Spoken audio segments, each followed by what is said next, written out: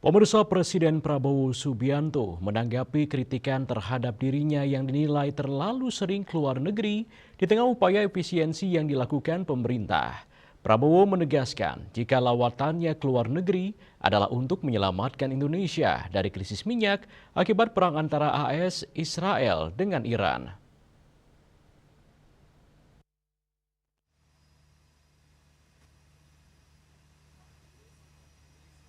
Presiden Prabowo Subianto menjawab kritik yang menyebut dirinya terlalu sering melakukan kunjungan ke luar negeri. Menurutnya, setiap lawatan yang dilakukan semata-mata demi kepentingan bangsa dan negara, termasuk untuk mengamankan kebutuhan energi nasional.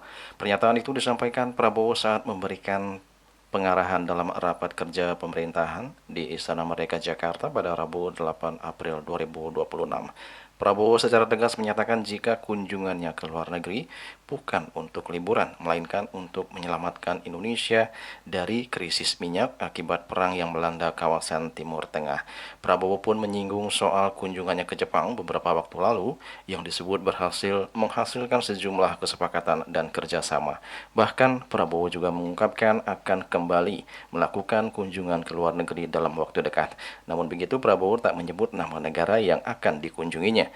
Dalam kesempatan tersebut, Prabowo juga menyampaikan optimismenya terhadap masa depan Indonesia di tengah situasi geopolitik global yang penuh tantangan. Ia meyakini Indonesia berada dalam posisi yang lebih baik dibanding banyak negara lain yang tengah mengalami kesulitan. Jadi aku harus kerja keras sekarang ini. Nggak ada libur saya. Dibilang Prabowo jalan-jalan ke luar negeri, senang jalan-jalan ke luar negeri. Ya kan?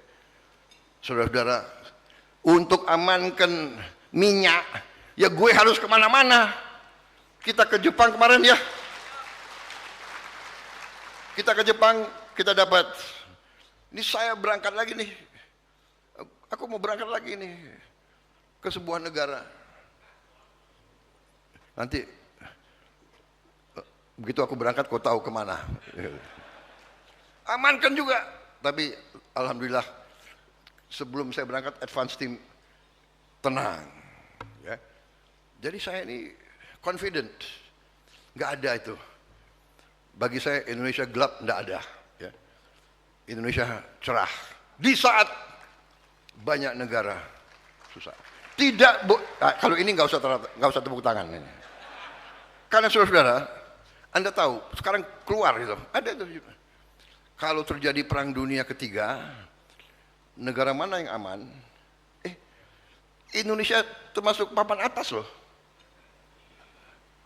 Sekarang kau ke Bali, kau lihat tuh, berapa orang Rusia di situ, berapa orang Ukraina di situ.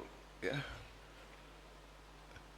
Rencana kita mau bikin apa itu?